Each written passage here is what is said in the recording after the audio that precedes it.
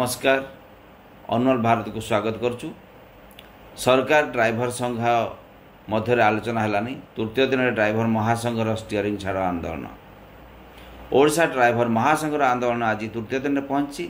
सरकार और महासंघ निज निज जिद्रे अटल रही फल परिस्थिति संगीन आकार धारण कर सारा राज्य में लोक असुविधार सम्मुखीन होती।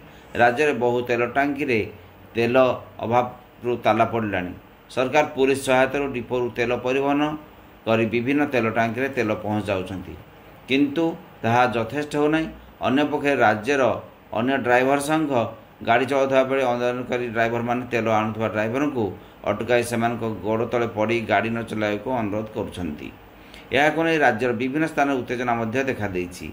केवल तेल नुहे गैस सिलिंडर मिलूना। विभिन्न स्थान गैस सिलिंडर बोझाई गाड़ी अटकी रही। खाउटी सामग्री गोदाम को परिवहन कर ऑटो चालक मैंने आंदोलन सामिल थिबारु यात्री माने बहु असुविधार सम्मुखीन हो पारुछंती।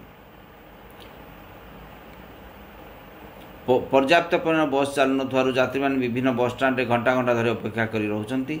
तेल टांकी बंद, गैस सिलिंडर मिलुनी। बजारु सरी आसलानी पनीपरिबा और तेजजाती सामग्री। ड्राइवर महासंघ आंदोलन को विरोध कले अन्य ड्राइवर महासंघ जरूरी सामग्री परिवहन पर सरकार समीक्षा। 8 तारिख रे आंदोलन प्रथम दिन ड्राइवर महासंघ सह सरकार माराथन बैठक करते विभिन्न निष्कर्ष बाहरी नथिला। किंतु गतकाली और आज महासंघ सरकार कौन आलोचना होना। तेणु यह आंदोलन समाधान बाट बाहरी पारना।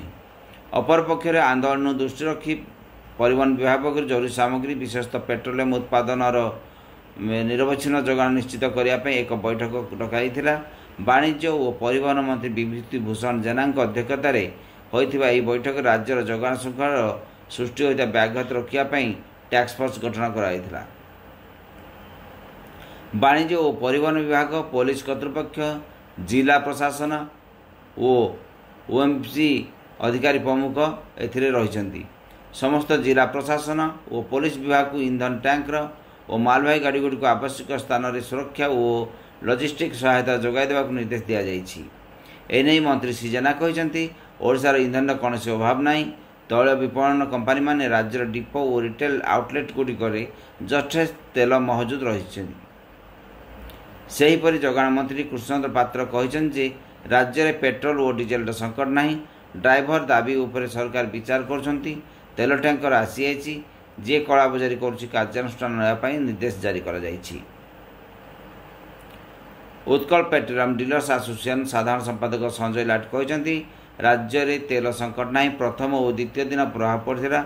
गतकाली 4टी डिपोरु 100 एवं आज प्राय 500 तैल बोझे ट्रक बाहरी सारी। आज सुधा तैल पहुँची। ग्राहक कृत्रिम अभाव सृष्टि न करंतु। ओडिशा मोटर चालक संघर सभापति अक्षय नायक कहते जो माने संघ नाम आंदोलन विरोध करछन्ति सेमाने सरकारी स्वीकृति प्राप्त संघ नुहंती। राज्य में शांति श्रृंखला आंदोलन चली। सरकार दाबी पूरण न करबा जाए आंदोलन चलिबो। ओडिशा ड्राइवर महासंघ पक्षर कहुई आज सरकार आलोचना डाकी नाहंती किंतु सकाळु आंदोलन बंद करने सरकार तरफ चाप पका जाइथिला।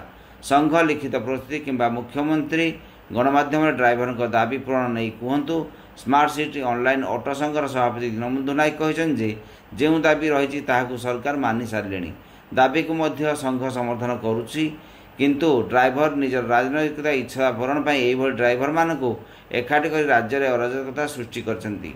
अन्य ड्राइवर मानक हैरान करछंती।